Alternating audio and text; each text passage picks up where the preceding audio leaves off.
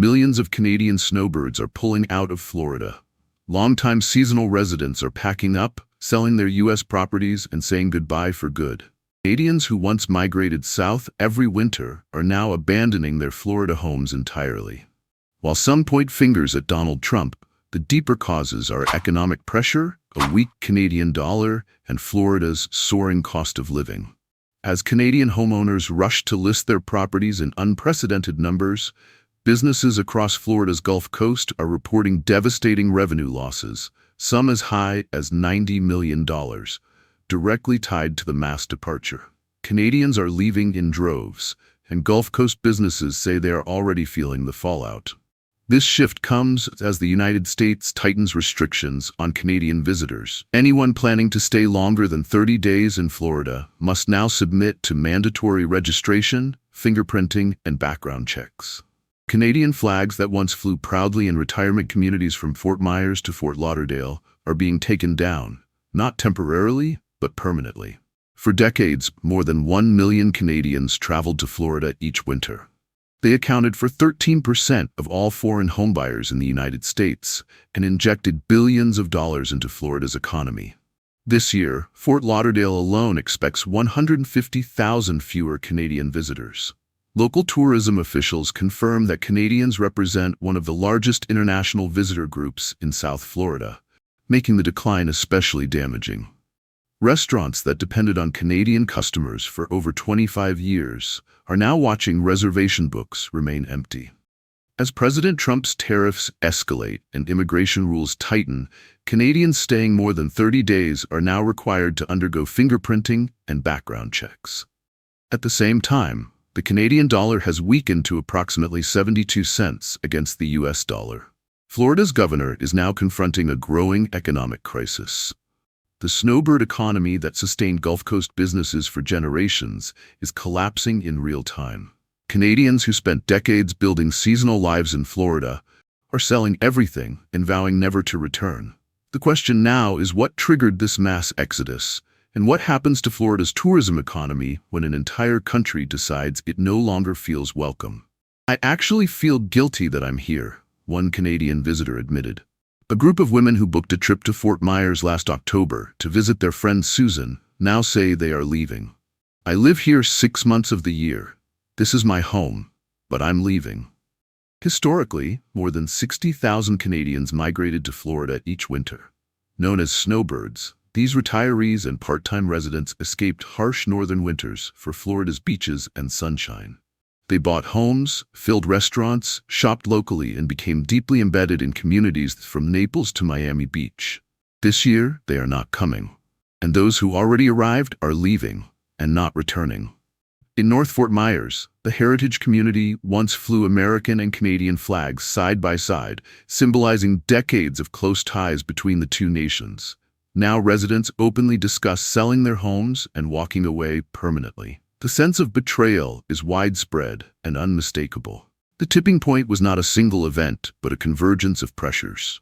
President Trump repeatedly suggested that Canada should become the 51st U.S. state and referred to then Prime Minister Justin Trudeau as a governor. He imposed tariffs reaching 35% on Canadian imports, added a 25% automotive surtax, a 40% transshipment penalty, and later introduced an additional 10% levy after Canada cited former President Reagan's warnings about tariffs as criticism. Then came the immigration rule changes. Canadians staying in the U.S. longer than 30 days must now register, undergo background checks, and submit fingerprints. For snowbirds accustomed to spending 4 to 6 months in Florida each year, these requirements feel invasive and hostile. The economic consequences were immediate. As the Canadian dollar fell to roughly 72 US cents, everything in Florida effectively became 28% more expensive overnight for Canadians. Property taxes, insurance, groceries, dining out, all surged in real terms. Fort Lauderdale reported Canadian visitation down between 10% and 16% since April. Air arrivals from Canada dropped 13.5%. The resulting economic loss for Fort Lauderdale alone could reach $90 million. Hotels once filled with Canadian guests are scrambling to replace them. The Atlantic Hotel on Fort Lauderdale Beach saw declines so severe that staff traveled to Brazil with Visit Lauderdale officials to recruit South American visitors. Businesses built entirely around predictable Canadian seasonal traffic are now facing empty storefronts during what should be peak season. Dairy Bell in De Beach, a long-standing Snowbird favorite, reports customers explicitly citing Trump and the political climate as reasons for staying home. Rising living costs in Florida, from insurance to property taxes, are worsening the strain as the weak Canadian dollar magnifies every expense. Richard's Motel in Hollywood saw massive cancellations throughout spring and summer 2025. One customer who had visited for more than 25 years called to cancel, explaining she once felt free in Florida. Now she feels afraid and unwelcome. That sentiment is spreading rapidly across the Snowbird community. Florida real estate agents are experiencing an unprecedented surge in listings from Canadian sellers. One realtor who typically manages 10 to 12 listings during peak season is now handling more than 30, nearly triple her normal volume. The wave of listings began in early 2025 and shows no sign of slowing.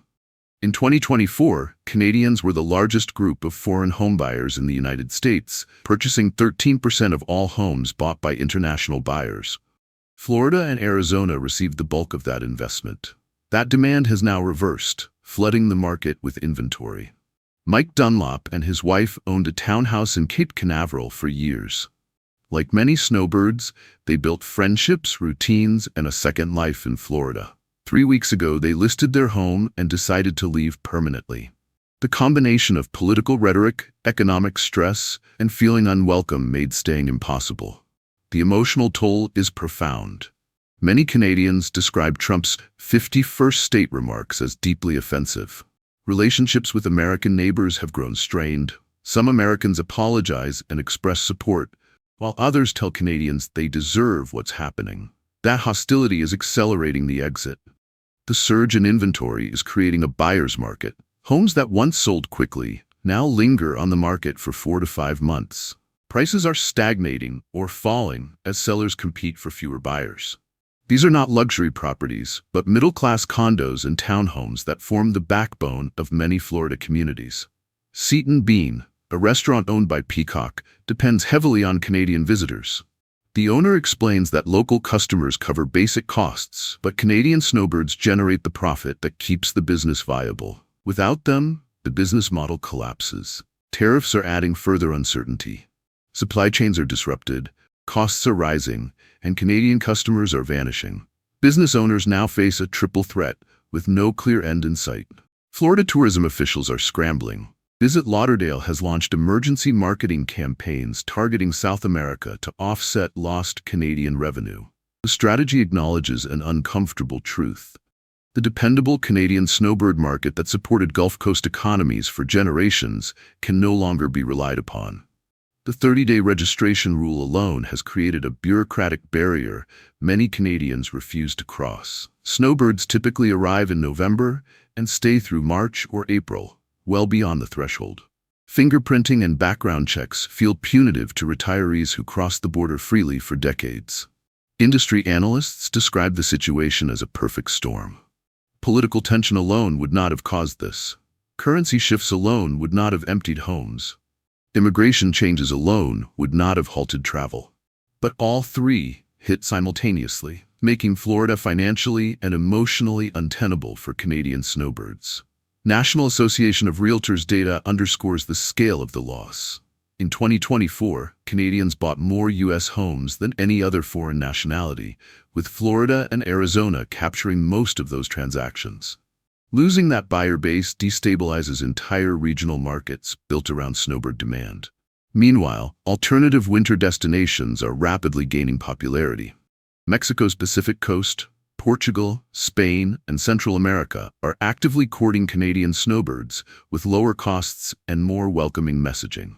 While these destinations lack Florida's proximity and infrastructure, they are increasingly attractive to Canadians who feel rejected by U.S. policies. The April 2025 election of Prime Minister Mark Carney's Liberal Party reflected growing national frustration with U.S. trade actions. Carney explicitly rejected Trump's 51st state rhetoric during his first Oval Office meeting. That stance resonated with voters who felt Canada was under attack, and it is now shaping where Canadians choose to spend their winters and retirement savings.